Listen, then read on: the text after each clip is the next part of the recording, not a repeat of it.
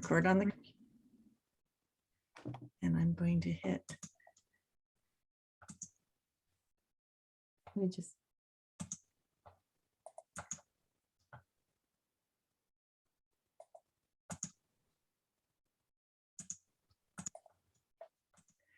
Good morning. It is Nancy Juetten. I am the leader of the Raise Your Voice, Make Your Impact Facebook group and the creator of the podcast Visibility Live Lab. And just about every week I come on live with an amazing expert guest who will be a powerful conduit so you can learn more to earn more. And today is just that day because we're going to talk about repeopling post-pandemic. This is a hot topic because a lot of us have been sheltering in place for the last several years because of this dreaded pandemic. And now it seems that live events are becoming a thing. Conferences are becoming a thing. We're going to the airport. We're going on the cruise ship. We're getting out into life, being with people again. And after a couple of years of not doing it, I have a feeling that some people would confess that their skills are just a little bit rusty. So I thought, who could I bring in that would be the most world-class, amazing person to lead this conversation that would help us dust the rust right off of the pipes so that we could start showing up more powerfully and in a more connected human way and sooner versus later. So my very special guest is Jennifer Beale. And Jennifer, how are you today? Oh, Nancy, it's very good to be here with you. And you're right. We can be a little bit rusty right now, having spent 2 years doing things virtually online and also a lot of isolation in our homes. It's a very exciting time, isn't it, to know that events are coming back and we can get out there and we can hug and we can meet and see each other eye to eye and spend the time that we haven't been able to spend with one another the past 2 years. So it's exciting. Well, before we get into it, I would be doing my audience a disservice if I didn't share a little bit about why you are the queen of networking. And so you are the queen of networking. You've helped hundreds of business owners earn tens of millions of dollars with their key networking strategies. One professional earned $66,000 in 1 week applying your advice. Another earned $30,000 in 1 day, and another received a $100,000 referral. Jennifer produces one of Toronto's largest networking events and shares from the trenches advice and stories to encourage even shy professionals to build lucrative connections and collaborations for business success. And so I am so honored that you are here. And I just want to share that how we met was at an event where we were meeting for the first time in a room of movers and shakers. Do you remember how that all happened? We were in Phoenix, Arizona. I'll never forget that. And we arrived early the day before and we were sitting in the bar having some food and drinks and met and connected instantly. I connected with you. And that was like 8 years ago. It's about 8 years ago. It was 8 years ago. Yeah. Pardon? We've stayed in touch over the years. We frequently stay in touch. I'm part of your network. You're part of my network. It's wonderful. Well, and I think the reason for that is sometimes you just meet people where the alignment is there, the energy is right, the fit is right. And you think, I can't imagine my life without this person. And if I could set the intention that everywhere I go, I'm going to find people that are like that. I know that even as a shy, introverted person myself, I know I'm going to come home with jewels in the crown that will be with me for a lifetime. And that was just that kind of an example for both of us, because I mean, I thought, we could be sisters. It was that crazy, Well, yeah, being introverted and, I used to be awkwardly shy when I first started out networking and meeting people that I don't know and having great conversations is, I think it's just a skill. So I've developed the skill and it's comfortable for me. And I talk with people everywhere that I go. But now, we have a lot in common. And there we were in a different city as well with people. And what we liked each other because we had things in common. And we'd also been part of, I don't know, a challenge, call it. We were part of a challenge and we had been in the top 10. And so we'd had a common experience as well. And so when we're looking to meet people and connect with people, we're looking for things that are like us. I like to think of it like the like word, I like you because you're like me. You like me because that's what we like. We like people who are like us. And so finding something in common that we have, and it can be, it can be very diverse. You can pull it in from anything in life, to find that connection with people and to make it your reason And for isn't it, being with people is to find that connection. It's fun. I think that sometimes that like factor is instantaneous. And I Mhm. also find that the opposite is also true. And one of the things that I've learned to do is to trust my intuition, that when I've run into someone where it feels really wrong, that manage my I'm going to manage my time and my energy to run in the opposite direction. Mhm. Yeah, there is that. And I think sometimes we know right away that there's not a fit and there's not going to be a fit. At the same time, I found that some people that I didn't like immediately, when I spent time with them and got to know them, they ended up becoming very close friends. So that's an interesting phenomenon as well that can happen, to give people, to give relationships the opportunity to bud, I think. Yes. Well, I think that's excellent. Mhm. So, as we mentioned, the pandemic hit around March of 2020. We're all sheltering in place. We're Zoom rooming, it seems, every day, but things are starting to change. How has networking changed during the pandemic? Yeah, well, first and foremost, a lot of people stopped networking. They didn't even do it virtually. I'm not sure exactly why, but I assume that some people, it just felt uncomfortable doing it on a camera like this. And there would be some people who didn't like doing it in person to begin with. So doing it virtually, they weren't going to do it. Uh, a third thing, though, also, I think, is that a lot of the networking organizations stopped having networking events for people to attend, and it was tough. Conferences were being canceled. Um, some people were rising up, some people were shutting down. I produce a large networking event in Toronto. I haven't produced it live in a couple of years. In March 2020, my business shuttered. It's just opening up right now. So there's a lot of factors as to why people have not been making the space to be able to connect with people. And certainly, at least here in my part of the world, in Toronto, we have been closed down for the better part of 2 years. So, going to live events is just opening up for us. So So yet what's it doesn't change the fact, Nancy, that we need in-person social connection. We must be with people. And we're seeing people are having challenges because they haven't had the connection that they've needed, the physical connection with people over the past 2 years, particularly people who live alone. So right now, this whole repeopling idea is exciting because we need it and we haven't been able to have it. And now we can have it again. And to your point, I think we could be a little bit rusty with our people connecting skills. So let's polish up today here on this session and get people back out and connecting with people live.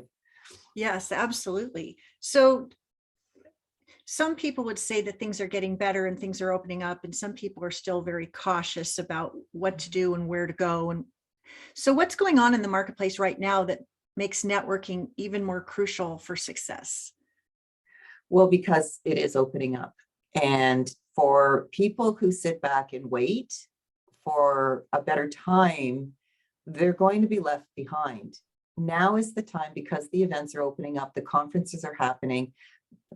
Now is the time to get back in engaged, get the skills polished up, and start making the connections live and be part of that movement rather than waiting. I think anybody who sat back and waited to see if the pandemic would just end in a short amount of time and everything would return to normal, now that's not going to happen. Things have changed. The world has changed. And so right now, with the events opening up and the opportunities to go out and meet people, take it, get in the movement and do it now, and you'll be further ahead in the whole, many of the opportunities to be able to reach. I mean, you're out there finding people that can help you be more successful in your business and in your life. So how can, if we're rusty and if we haven't been showing up at events, live or virtual, what's one thing we can do to start reactivating our network starting right now so we can get back in the game and start making some magic? I think the most important thing is to reach out to people. Be proactive, take the lead, and open up your CRM and take a look at the contacts and start emailing out private individual emails to people, not a big mass one, but a personal one saying, we haven't connected in some time and I'd like to reconnect with you right now and find out what's going on in your business and see where we can find some synergies together. And sending a personal relation or a personal email out to the individuals, or you could pick up the phone if you wanted to as well, depending if you have that kind of relationship with people. And this can also extend to people on social media because you can message on social media.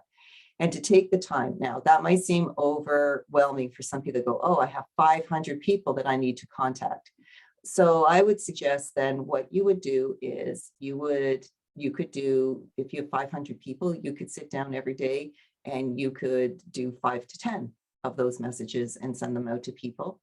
And then you would cover off those people within 100 days. Like in 3 months, you would get through everybody that you have. And not everybody will contact you back. I wouldn't expect that. Some of the people will. And with those people, you want to get on to a call. So it can be a Zoom call.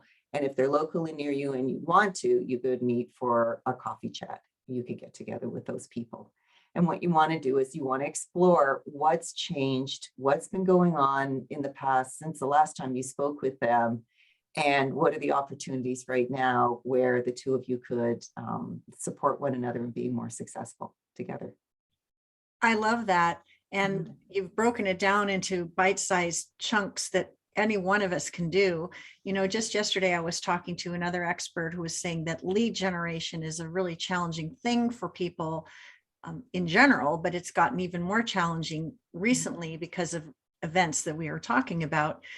And I always come back to, it's all about the human beings, you know. So if I see a list of 100 people, 500 people, I mean, I know a lot of the people in my world. I know them very well. And I also know if I have a cake or a cringe reaction when I see their names on the list. And so one of the ways that I would prioritize a list of 500 people is to sort of look at the list and see where's my smile, where's the smile coming in and where's the frown coming in. And I'm going to select the people whose names bring a smile because I know, I mean, one of the things I learned from Steve Sims, you know, if you wouldn't want to chug a beer with someone or have a glass of wine with them, you probably don't want to do business with them either. But I think to myself, if I look at a list of 500 people, who would I want to share a glass of wine with, or a cup of tea, or a cup of coffee? That helps reduce the overwhelm for me. Yeah. And the other one is to look at who are the people that you were doing business with prior to all of this happening to us. And so how can you reignite those relationships? There could be opportunities. I mean, some people, they thrived during this time, made a lot of money. And some people couldn't make money and now they're starting to make money. I've had many people that I've reached out to, but had not heard back from over the past 2 years, start to connect with me this year because it made more sense for them where their business was at. So it's, you know, letting people be where they are, finding out where they are and seeing where those synergies may be and the opportunities for you to be doing business together. You know, one of the things that I'm intuiting from and appreciating about what you're saying is how important it is to reach out to someone and say, what are you up to? What has changed? And I'm wondering how we can help each other in business. Is a much different message than I need your help, or I need you to help me do this, or, you know, just the tone of it, you know, to create that fertile ground. Yeah, it's a reconnection. Yeah. And to find well, you had the connection at some time, so now to reconnect. You may find that some people are no longer in business.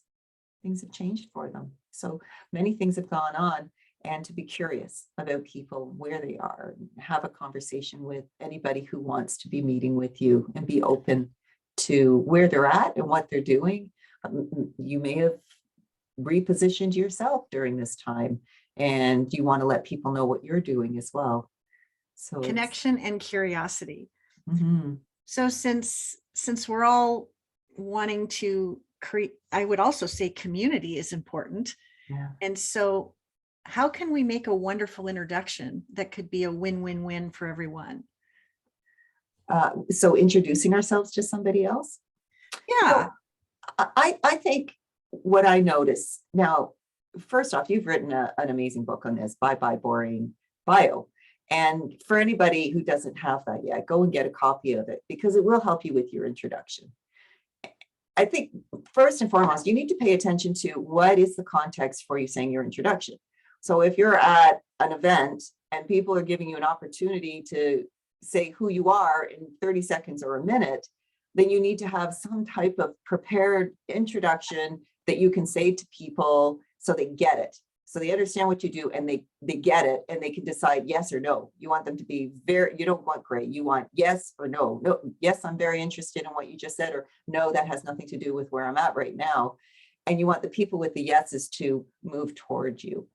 And if you get that opportunity, then to be prepared with an introduction. And I would recommend that people get your book, Bye Bye Boring Bio, and then take from that and pull out, a type of introduction that they can have.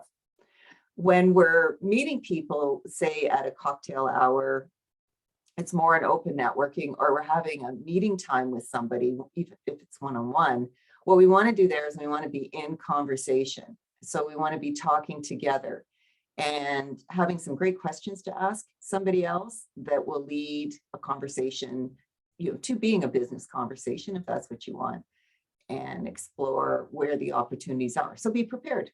Bring in some great questions that will get somebody else talking about themselves, and not worry too much about what you're saying in the conversation. What you're listening for in the conversation is, do they have anything going on? Do they want something in their life that they can't get without you? And if you can find that, then you can offer to help them. And that could be directly, you can offer to help them if it's a service that you offer. And if you listen and you hear that they need something and you cannot provide it for them, who could you connect them to? Who could help them? I always make it whenever I meet somebody that in agreeing to the meeting, I'm making a commitment to them that I'm going to help them.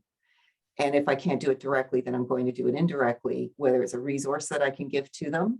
Maybe if I thought they could use, something like an introduction, then I would say you should go get a copy of Nancy's book, Bye Bye Boring Bio, or the media one sheet. I often give that to people as well. Or it could be a personal connection to somebody else to help them on their way. So let's just say you're out and about and you're meeting 10 people and you find one person is you can help them directly through the service that you have in your business. Now you know what to do with the other 9 people. Help them. I so love that. And I'm also such a fan of alliteration because we've got connection, we've got curiosity, we've got community, we've got context, we've got conversation, we've got commitment to help others, either with something that you have or something to which you can refer or to whom you can refer others. I love that. I really believe that we need to see ourselves as community builders. We're not building a network, we're building community around us. And what we do in community is we help each other. Mm-hmm. And then people want to be part of your community. Yes, I love that. Mm-hmm. So I have a really practical question. Way back in the day when we'd meet people at a live event, we'd shake their hand or we'd greet them with a hug, or we might even kiss them. And now things are a little bit more, it's a little different now. Just on a point of etiquette, like what is the best way to greet someone when you're not feeling comfortable shaking hands, perhaps? I've thought about this actually throughout the pandemic. I thought, well, originally somebody told me that shaking hands was that you would pull your hand out to show them you didn't have a gun. I was thinking nowadays you'll shake somebody's hand to say, hey, I don't have COVID. I don't know. I think that we're going to need to be very mindful and respectful of other people's willingness to touch other people and the closeness and the proximity. And so as we, use best practices when we're marketing, permission-based marketing, always getting permission from people, then asking for permission. Ask somebody, say, I would love to hug you. Are you okay with that? And if they kind of, say, I really prefer not to, totally okay. Or even tell them that. And if it's not okay, just tell me. And make it comfortable for people who are uncomfortable to tell you that they don't want to. And it's going to be like this for some time. I also had another thought, right, about masks, right? It's like, imagine it's 100 years from now, right? And people are learning the story of how we all started wearing masks. But thank goodness that's ended. We're not going to need to wear the mask forever. I think, was it the elbow bump? Yeah, elbow bumps are good. Yeah. I've been thinking that on late night TV, it would be so fun to see one of these late night hosts say, now that we're back at live events, let's do the networking dance where we're doing this and we're doing that. And we're doing, who knows what gestures are going to be de rigueur now that we're out and about with other people. Mm-hmm. You mentioned a few moments ago that we need to consider the context of the event we're attending so that we have an introduction that's right. I just want to share that I am part of a number of virtual networking events that I participate in regularly, and some of them are around strategic partnerships and joint ventures, and some of them are around other aspects of what it is that I do in my business.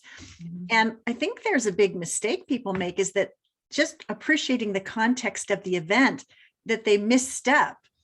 Because if you are in a room of people that are looking for joint venture partners, you would have a different introduction than if you were in a networking event where people are looking to make connections to grow their business through referral. Or, so just, you should do a checkup from the neck up when you go to these events and say, what is the primary aim of this group? And do I have an introduction to share that's relevant and congruent to what we're here to do today? Mm-hmm. Because sometimes people go looking for clients directly at a JV event, and there's more finesse involved in handling those conversations in a JV event than there is about saying, hey, this is what I do and who I do it for, who wants to play with me. Don't you agree? I do agree with that you need to know who's there and why they're there.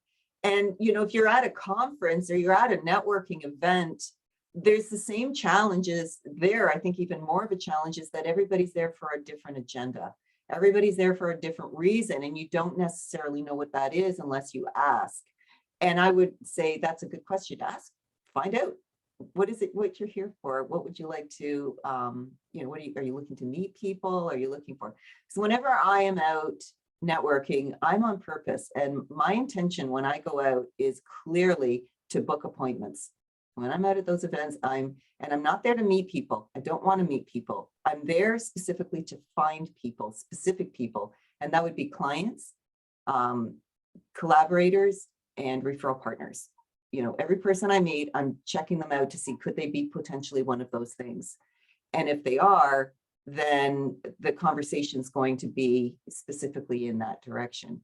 And I don't need to have an introduction so much that pulls people to me for a specific purpose. What I need to do is listen to those people and what are they saying, and then match myself up to it, align myself up to it, to that conversation, and carry the conversation forward. Listening first before sharing your agenda. What a concept. Yeah. Just last week, I was approached by someone who had some whiz bang thing that he thought I would want to buy, do, or promote. And I'd not met this person before. And he just started in on his PowerPoint deck about why this whiz bang thing was going to change my life. And anytime I tried to interject or ask a question, it was like I was interrupting his presentation. And this was our first meeting. Mm-hmm. And I found it to be so off-putting. Mm-hmm. And I thought to myself, gee, if he'd taken a different approach, maybe it could have ended so much better. But the way he showed up, working his own agenda exclusively without even acknowledging anything about me, it just felt off to me. And so for me, that's a huge mistake that people make when they meet folks for the first time through any kind of referral or introduction. I know there are other kinds of mistakes that people make. Have you got a few that you want us to correct and what we need to do instead? I would say, well, to your point there, no connection, no deal. A connection must be made first. And so you got to stay with people until you can feel a connection. And to your point, sometimes you just never get a connection. And when you don't get a connection, don't feel bad about it. Don't feel you're doing something wrong or make the other person wrong. It's just not a fit. And it can be not a fit for many different reasons. So you're always No connection, no deal. That's a no tweet. connection. That's Yeah, a tweetable. That's a tweet and repeater. Okay. And so, to your point with that person, if they hadn't made a connection with you, it didn't really matter what they said or did. There was no persuasion. There's no way you'd be persuaded to doing what they wanted. You were not connected to them, so no deal. So that won't happen. So I think that not getting that connection is probably the number one mistake that people make. They rush into it a little bit too fast into getting to where they want to go. And you don't need to. So don't rush in, connect first. Get the connection. And, one of the mistakes I think people make at a meeting is that they're trying to get a sale. And most people don't show up at events to buy things. So, trying to sell them something, they're just not in that mindset. What you want to do is you want to go and you want to book appointments. So your intention needs to be not to meet people, not to sell people anything, but to book appointments. So you take your calendar with you. So that's number one. The second one is, we've already talked about, is how we talk with people. And so asking questions, listening to what they're saying, and making a commitment that you're going to help them one way or another, whether directly to you or indirectly to somebody else. That'll be a second one. And then a third one is that people exchange information and then they follow up. And this is an interesting one. First is exchanging information with people. So that was like a business card, if it was live in person, people exchange, or if you're on the virtual ones, people pop their email and their LinkedIn profile and their phone number into the chat box. Well, usually what that does is that gets you on somebody's email list. That doesn't get you into anything else. And the whole thing about follow-up, people try to explain follow-up and get people doing follow-up.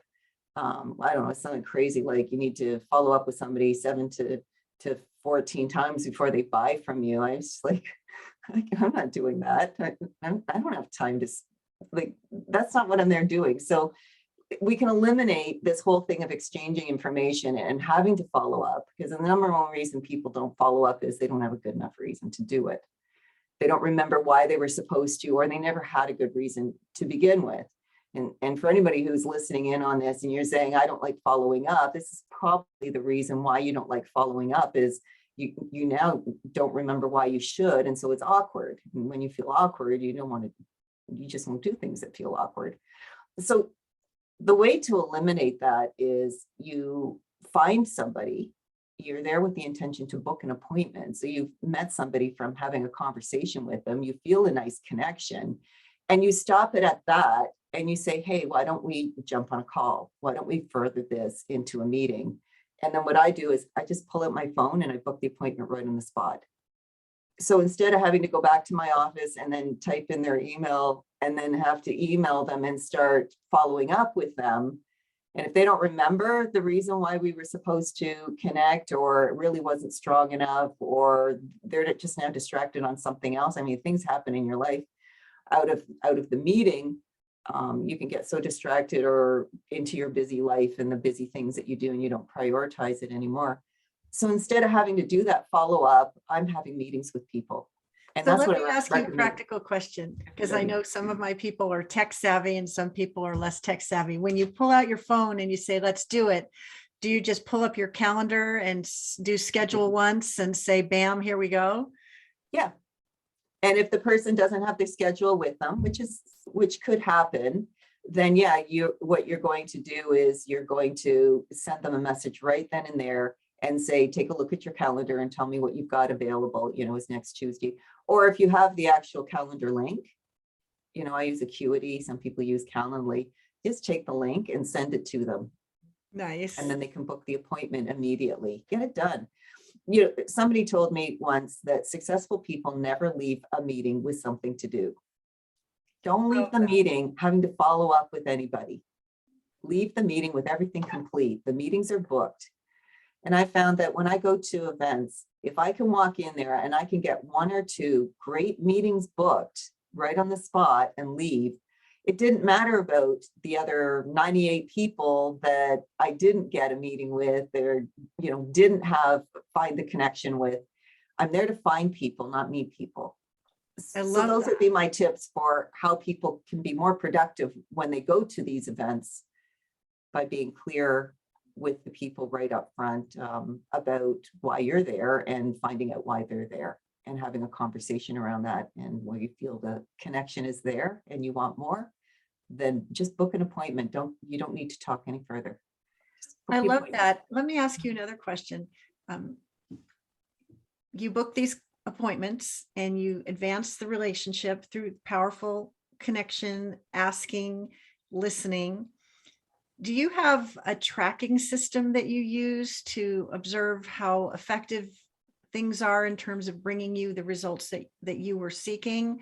Or how do you evaluate how effective all of this is for you? Okay, so metrics are very important. So yes, I do keep track of KPIs, and that's the meetings that I have and the sales that I get. Those are the 2 key numbers. I learned from Gary Keller. Those are the 2 key numbers everybody needs to keep their eyes on. You don't need to focus on leads. You need leads, yes, but you don't need to focus on those numbers. What you need to focus on is how many of those leads turn into appointments and how many of those appointments turn into sales, because that's going to drive your revenue in your business. So I have a whole formula that I work through, and I know exactly how many appointments I need in a year to generate the revenue that I want. And then I go out and I do marketing and networking to book those appointments. So let me ask I know how many I need every week. I so love this, because what you treasure gets measured, right? And you know that the currency in your business is if you book appointments with people that lead to sales, that you're going to get lots of appointments on your calendar and you're going to be very intentional and deliberate. There are so many people out there that are doing everything but getting appointments on the calendar with people. And if the one wake-up call they get is, can we get calls on the calendar to explore how we can support each other in business and to set the intention about what you want to have happen, that'll be a game changer. Now, you mentioned this system that you have, and I'm believing that that is the system that you're going to go into even deeper detail with something special we have coming up later, correct? Is that right? It is, yes. So I want to give y'all a little preview of something.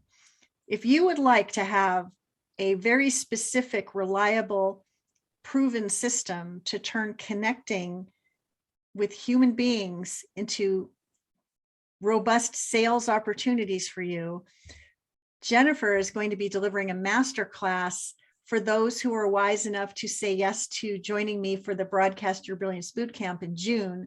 And she's going to spill the beans on exactly what you need to do to connect and sell authentically without any icky, wicky weirdness about it. And I know even better than that. Through the entire process, the connection gets deeper and deeper with people. It gets better and better with people. The relationship improves. It's beautiful. It's really beautiful. And so for anyone who's allergic to selling, and if I say that and you're immediately raising your hand and saying, oh, I'd much rather send a newsletter, I'd much rather do a social media post, I'd much rather do something that doesn't require selling, what you resist persists. And if you are having that allergy, the cure is close at hand. And so there will be a masterclass with Jennifer Beale unpacking exactly what that system is. It will be exclusively for those who join me for the June session of the Broadcast Your Brilliance Bootcamp. And so I'm looking forward to telling you more about that as we dig in. Any other mistakes that we should avoid with networking that come right to mind? Yeah. The final share I'd like to make with people is that you don't need to spend a lot of time with people you don't know. You need to increase the amount of time you're spending with people you do know. And you need to be strengthening those relationships and building them. And my experience is that most people contact other people when they want something.